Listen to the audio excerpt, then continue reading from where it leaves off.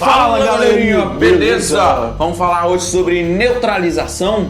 Isso mesmo, uma aula muito importante para quem quer justamente entender como funcionam os sais. Exatamente, então não seja neutro, comente aí, curta, compartilhe com seus coleguinhas e bora pra aula.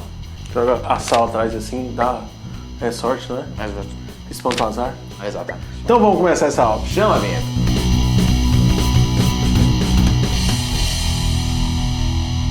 Galerinha, uma reação de neutralização, ela só ocorre quando nós colocamos um ácido na presença de uma base. Véi, fica frisado nisso que eu tô te falando, porque você vai utilizar isso muito na físico-química e na química orgânica, como você já pode conferir nas nossas playlists, tá bom?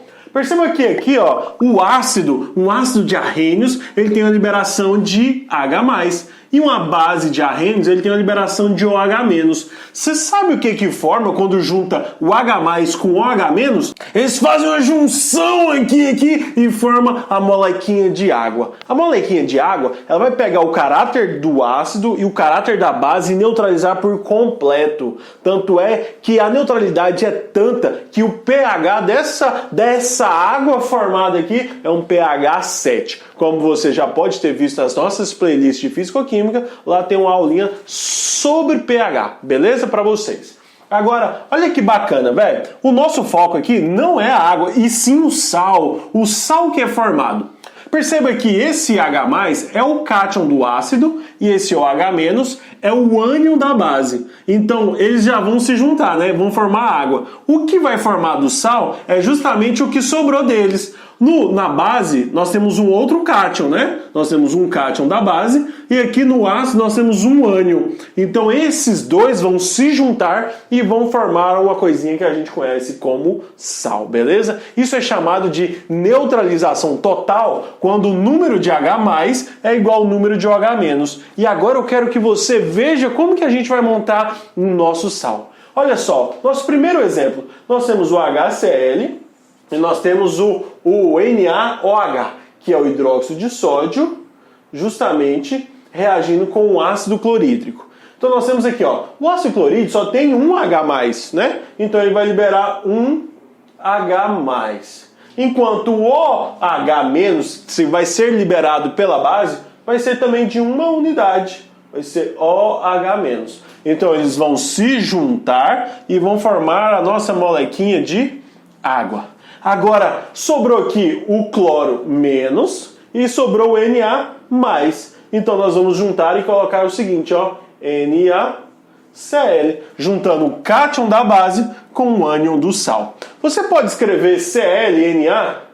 ClNa seria errado? Não seria a forma mais correta, tá bom? Porque aí o PAC, que é a entidade que manda em toda a química existente no nosso universo e nos padrões que a gente coloca e estabelece para essa simbologia aqui, nós temos que identificar que o cloro ele é um elemento mais eletronegativo e o sódio é mais eletropositivo. Aí o PAC recomenda que venham primeiro os elementos positivos e depois os elementos negativos. Por isso que vem primeiro o cátion e depois vem o ânion, ok? Agora olha aqui, ó, o ácido sulfúrico, que é o H2SO4, ele vai ter 2H+.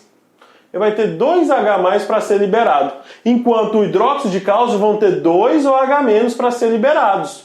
Então, ó, como surgiram H+ com OH-? Uma água, né? H+ com OH- vai formar então duas águas, ó, 2H2O, que é justamente duas molequinhas de água que foram formadas. Só que o Ca, como saiu dois íons hidróxidos, são 2-, então esse aqui vai ser 2+. Como saiu 2H+, então aqui a gente vai ter uma ideia de 2-, né? Então essas cargas, elas são compatíveis e elas causam a neutralização total. Então nós temos aqui, ó, CaSO4.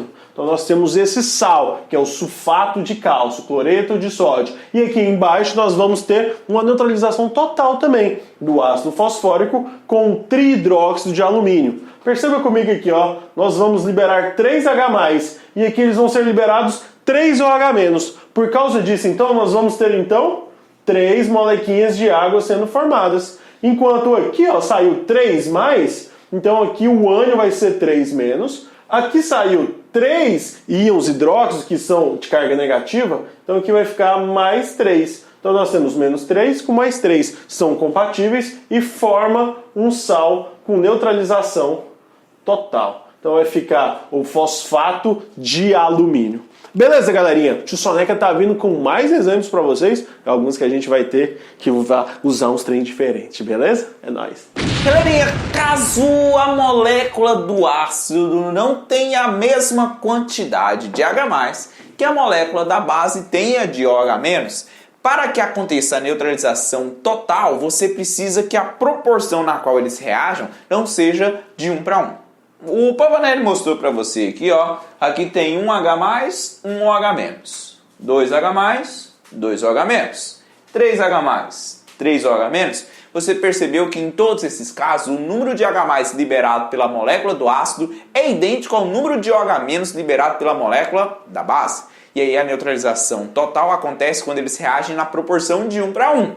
Mas caso não tenha a mesma quantidade de H+ no ácido e de OH- na base, você precisa estabelecer uma proporção correta para que a neutralização seja completa. Então aqui eu tenho o HCl e esse HCl ele tem apenas um hidrogênio, ele libera apenas um H+. Enquanto aqui você tem o hidróxido de cálcio que libera 2 OH-. Para que a quantidade de H+ liberada pelo ácido seja igual à quantidade de OH- liberado pela base, para cada uma molequinha dessa daqui, para cada um mol desse composto, você precisa de 2 mols desse cara aqui. Porque se eu pego 2 disso aqui, ele vai ter 2 H+. E se eu pego 1 disso aqui, ele vai ter 2 OH-. E aí a quantidade de H+, ela se equivale à quantidade de OH-. Né? Eles se tornam quantidades equimolares. Tem o mesmo número de mols em um e o número de mols no outro. Agora, eu preciso juntar quem é positivo com quem é negativo. O seguinte, ó galera, você multiplicou essa molécula toda por 2. Isso significa que você tem 2 Cl-. E esse composto aqui ele tem 2 OH- e um único cálcio, sendo que esse cálcio ele tem 2 cargas positivas. O positivo interage com o negativo, o positivo interage com o negativo. O cálcio, que é 2+, vai interagir com o Cl, que é só menos. Mas você tem 2 unidades de Cl, ou seja, você vai ter o cálcio positivo interagindo com 2 unidades do Cl, formando ali o CaCl2. Além disso, H+, que se une com o OH-, forma água. Se são 2 H+ e 2 OH-, eles vão aqui ter a formação de 2 moléculas de água. Coloca aqui na frente 2H2O. Só mais um detalhe, uma informação aqui que talvez você possa confundir em algum exercício. A ordem não interfere, tá? Pode ser ácido mais base, pode ser base mais ácido. Pode inverter essa ordem. Aqui também, se você colocar água antes do sal, não interfere. O importante é quem está no produto e quem está no reagente. Quem está antes da seta e quem está depois da seta. Aqui tem 2 hidrogênios nesse ácido, tem um hidróxido nessa base. Então, para cada molécula desse ácido, eu preciso de 2 mols desse composto ali, que é a base. E aí, você tem aqui, ó, 2H+ sendo liberado pelo esse ácido, além do CO3 com 2 cargas negativas. Você tem 2Na+ sendo liberado pela base, além de 2 OH-, porque você multiplicou o composto todo por 2. Esse Na interage com CO3, você vai ter aqui, ó, 2Na interagindo com um único CO3 e a formação de 2 moléculas de água, porque são 2H+ e 2 OH-. Olha esse exemplo. Você tem 3 hidrogênios nesse ácido, ele liberaria 3H+. E essa base, ela só tem um OH-. Eu preciso que a quantidade seja igual. Então, para cada uma molécula dessa, eu preciso de 3 dessa daqui. E aí, se eu multiplico isso aqui tudo por 3, você vai ter 3 OH- e 3K com carga positiva. Sendo que o PO4, ele tem 3 cargas negativas. Positivo com negativo, positivo com negativo. Você tem 3K interagindo com um único PO4. E você tem também a formação de 3 molequinhas de água devido à interação entre o H+ e o OH-. O ácido nítrico, HNO3, ele libera H+, além de liberar o NO3 com uma carga negativa. E esse hidróxido de magnésio, ele libera o Mg com duas cargas positivas, além de liberar 2 OH-. Beleza, a quantidade de H+, ela é diferente da quantidade de OH-. Eu preciso que ela seja igual para que haja neutralização total. Então, para cada uma molécula dessa que libera 2 OH-, eu preciso de duas dessa daqui. Se eu multiplicar isso aqui por 2, você vai ter 2H+, e 2 NO3-. Junta aqui, ó, positivo com negativo. O magnésio, que é 2+, ele vai interagir com o NO3, que só tinha uma carga negativa. E por isso eu precisei de 2 NO3 para neutralizar o magnésio, que é 2+. Então eu vou colocar entre parênteses as duas unidades do NO3, que interage com uma única unidade de magnésio. Além disso, teve a formação aqui de duas molequinhas de água, né? Que são 2H+, com 2 OH-. Olha esse último exemplo. Nesse último exemplo, você tem a formação de 3H+, e o PO4 com 3 cargas negativas. Aqui você tem a formação do Ba2+, e 2 OH-, né? A quantidade de H+, ela é diferente da quantidade de OH-. E aí eu preciso igualar essa quantidade, né? Mas se eu multiplicar aqui por 2, vai ficar 4OH.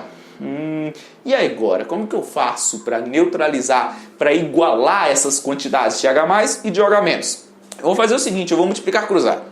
Eu vou multiplicar esse 3 aqui e vou multiplicar esse 2 do lado de cá. Por quê? Por quê? 2 vezes 3 dá igual a 6. E 3 vezes 2 dá igual a 6. Então eu igualei a quantidade de H+, e a quantidade de OH-. Mas lembre-se que esse 2 multiplica todo mundo. Então você tem 2 PO4 3-, e você tem 3 bários 2+.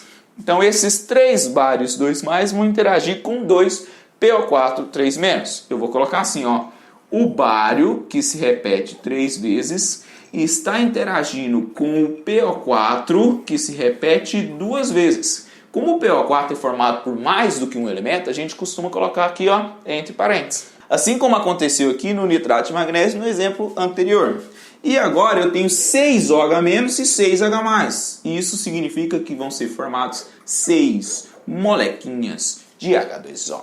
Entenderam, galera? Então é assim que nós fazemos as neutralizações totais, né? Você precisa que a quantidade de H+ liberada pelo ácido seja igual à quantidade de OH- liberada pela base, e caso necessário, nós precisamos efetuar um balanceamento, adequar a proporção no qual o ácido vai reagir com a base. Beleza?